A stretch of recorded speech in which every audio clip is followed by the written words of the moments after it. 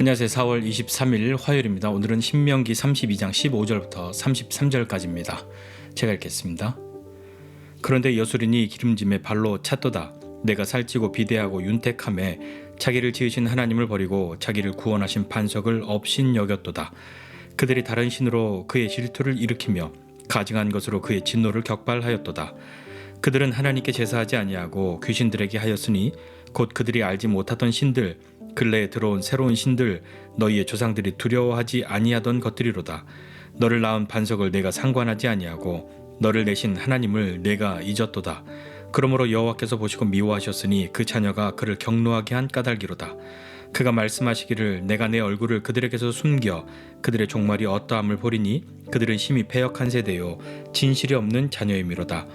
그들이 하나님이 아닌 것으로 내 질투를 일으키며 허무한 것으로 내 진노를 일으켰으니 나도 백성이 아닌 자로 그들에게 시기가 나게 하며 어리석은 민족으로 그들의 분노를 일으키리로다. 그러므로 내 분노에 불이 일어나서 스올의 깊은 곳까지 불사르며 땅과 그 소산을 삼키며 산들의 터도 불타게 하는도다. 내가 재앙을 그들 위에 쌓으며 내 화살이 닿을 때까지 그들을 쏘리로다. 그들이 주림으로 쇠약하며 불같은 더위와 독한 질병에 삼켜질 것이라. 내가 들짐승의 이와 티끌에 기는 것의 독을 그들에게 보내리로다. 밖으로는 칼에 방 안에서는 놀람에 멸망하리니 젊은 남자도 처녀도 백발 노인과 함께 젖먹는 아이까지 그러하리로다. 내가 그들을 흩어서 사람들 사이에서 그들에 대한 기억이 끊어지게 하리라 하였으나 혹시 내가 원수를 자극하여 그들의 원수가 잘못 생각할까 걱정하였으니 원수들이 말하기를 우리의 수단이 높으며 여호와가 이 모든 것을 행함이 아니라 할까 염려함이라. 그들은 모략이 없는 민족이라 그들 중에 분별력이 없도다. 만일 그들이 지혜가 있어 이것을 깨달았으면 자기들의 종말을 분별하였으리라. 그들의 반석이 그들을 팔지 아니하였고 여호와께서 그들을 내주지 아니하셨더라면 어찌 하나가 천을 쫓으며 둘이 만을 도망하게 하였으리요. 진실로 그들의 반석이 우리의 반석과 같지 아니하니 우리의 원수들이 스스로 판단하도다. 이는 그들의 포도나무는 소돔의 포도나무여 고모라의 밭의 소산이라. 그들의 포도는 독이 든 포도이니 그 송이는 쓰며 그들의 포도주는 뱀의 독이요 독사의 맹독이라. 아멘. 네, 모세의 노래를 계속하고 있습니다. 오늘 이스라엘 백성들을 향해서 여수른이라 이렇게 이야기하고 있는데 여수른이란 말의 뜻은 온전하고 의로운 자, 올바른 자 이런 의미입니다. 그러니까 이 말은 하나님의 사랑을 받는 하나님과 친밀히 교제하는 그 대상이 되는 이스라엘을 지칭하는 말로 쓰여지는 거죠. 그래도 오늘 본문에서 이 여수른이 어떻게 했다고 이야기합니까? 여수른이 기름짐에 발로 찼도다 이렇게 이야기합니다. 이 말은 이스라엘이 살찌고 비대하고 윤택해서 자기를 지으신 하나님을 버리고 자기를 구원하신 그 반석을 업신여겼다 이야기합니다. 반석은 누구입니까? 32장 우리 4절에 보면 하나님이 반석이시다 이렇게 이야기하지 않았습니까? 그러니까 그 업신여긴 것이 18절에 보면 너를 낳은 반석을 내가 상관하지 않고 너를 내신 하나님을 내가 잊었도다 이렇게 이야기합니다. 자기 하고 싶은 대로 자기 마음대로 다 하면서 하나님은 전혀 개의치 않고 자기가 원하는 대로 어떤 선택들을 하였던 것이죠. 그것을 발로 찼도다 이렇게 이야기하고 있는 겁니다. 그들이 발로 찬 그 행동은 어떤 것입니까? 우상 숭배인 것이죠. 오늘 본문에 보면 그들이 하나님이 아니라 다른 신들로 하나님의 질투를 일으키고 하나님께 제사하지 않고 귀신들에게 하고 알지 못했던 신들 그리고 새로 들어온 신들 이 새로 들어온 신은 이제 가나안에 들어갔으니까 또 알게 되는 것들이 있겠죠. 그런 신들은 너희 조상들이 알지도 못했고 두려워하지도 않았던 것들인데 너희는 그것을 따르고 그것을 섬겼다라는 것이죠. 그렇기 때문에 하나님은 어떤 일을 하십니까? 하나님은 진노하시죠. 이 백성들을 사랑하시지만 하나님의 진노는 그 백성들을 향해서 하나님이 얼굴을 숨기시는 겁니다. 그리고 하나님의 얼굴을 숨기셔서 그들의 종말이 어떠한가를 보게 되는 것이죠.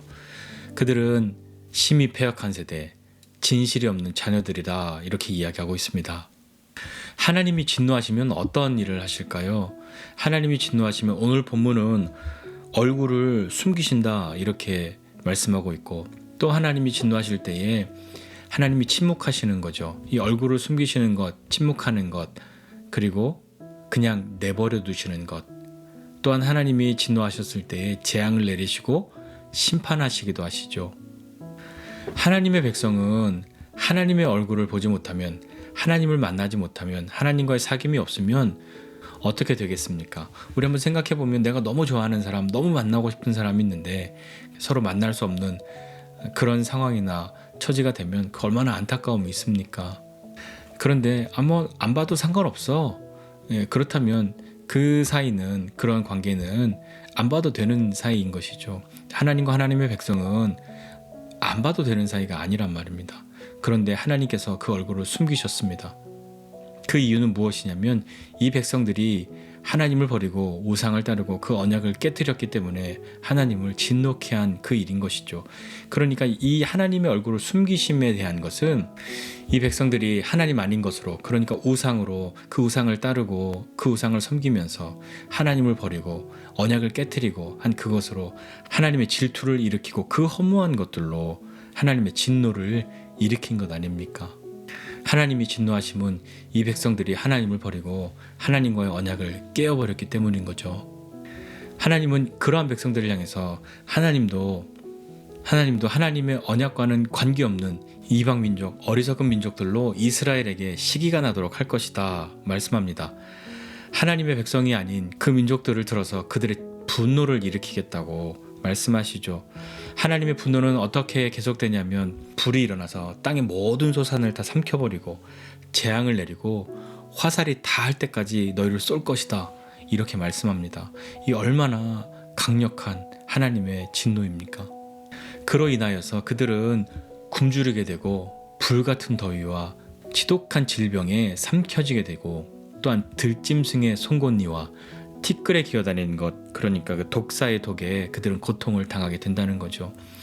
언제 어디에 있든 그들에게는 평안이 없단 말입니다. 그것을 오늘 말씀 이렇게 이야기하죠. 25절에 밖으로는 칼에, 방 안에서는 놀람에 멸망한다 라고 말씀하고 있습니다. 어디를 가도 평안이 없는 것이죠. 그러면서 이것은 젊은 남녀 그리고 백발의 노인, 젖먹는 어린아이에게까지 모두에게 그러할 것이다 라고 말씀하고 있습니다.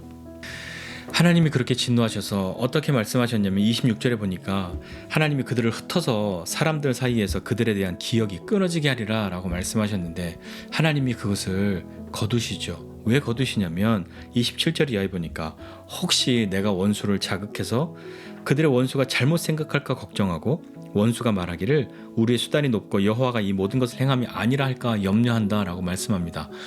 그러니까 하나님께서 진노하셔서 이 백성들을 흩으시고 사람들 사이에서 기억도 나지 않도록 그렇게 끊어버리실까 했는데 그 도구로 쓰였던 어리석은 민족들, 이 이방인들이 스스로 생각하기를 야, 이거 우리가 힘이 세서 이렇게 이스라엘 멸망시켰지 무슨 하나님이 이런 거래 라고 그렇게 그들이 말할 테니까 하나님이 그것을 거두시죠.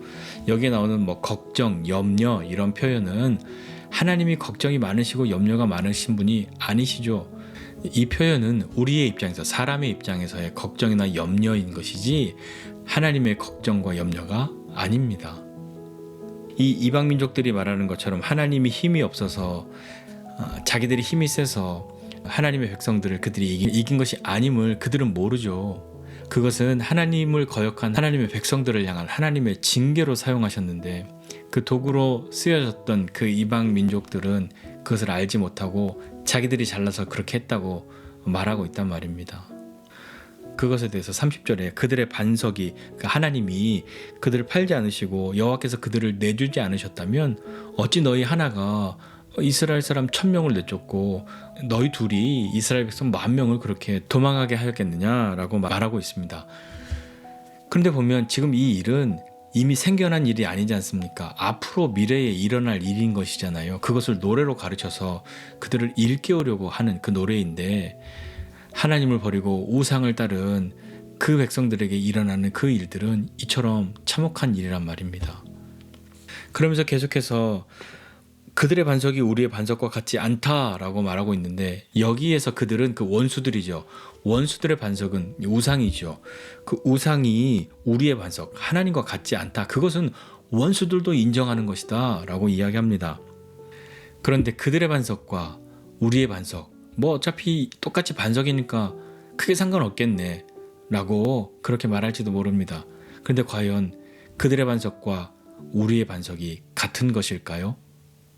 그렇게 말하는 마음속에서는 뭐 우상을 따라가도 크게 뭐 어렵지 않던데, 오히려 더 잘 되던데, 더 좋던데, 겉보기에는 아무 이상 없고 심지어는 더 좋아 보일 수도 있습니다.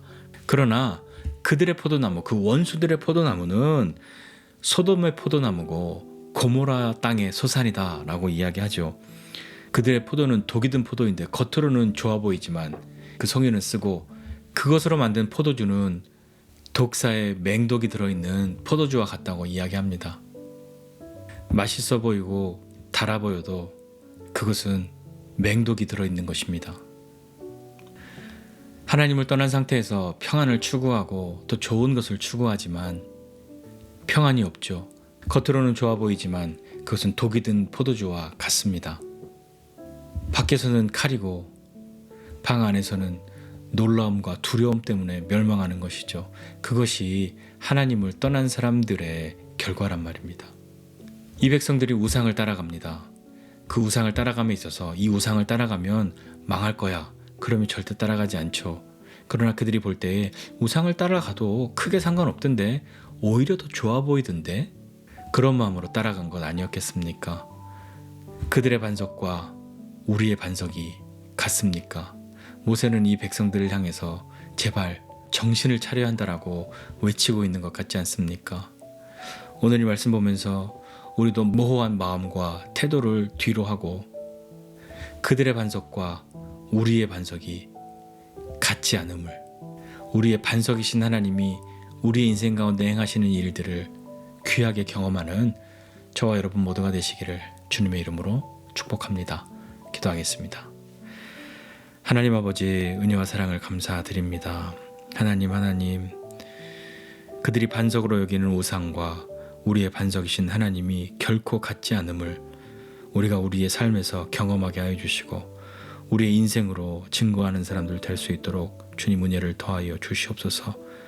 하나님의 사랑을 받아 그들이 배부르고 기름지고 살찌게 되었을 때에 반석이신 하나님을 발로 차버리는 그런 백성처럼 되는 것이 아니라 주님과 함께함이 우리의 힘인 줄 알고 나의 반석이신 하나님을 의지하고 흔들림 없이 믿음으로 살아가는 우리 되도록 주님 도와주십시오.